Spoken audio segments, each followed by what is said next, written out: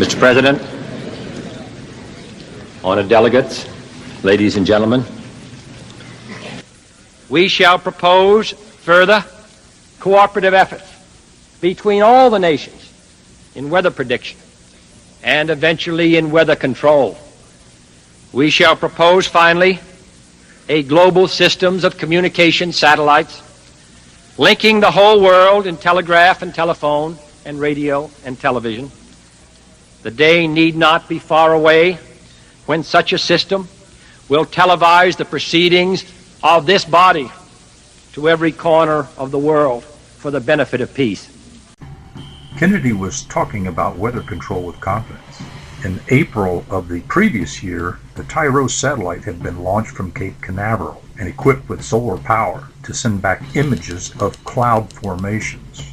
The national press announced that TIROS, quote, opens up new vistas for weather forecasting and control, unquote. But developments in weather control had already been underway. In 1958, the military announced success with weather modification by sending powerful electromagnetic beams into the upper atmosphere using ionospheric heaters like the one at HAARP today. There's a longer article on the history of weather modification in the link below. I advise you to read it, look through it, see the people involved to get a better sense of where we stand on weather modification and even global warming.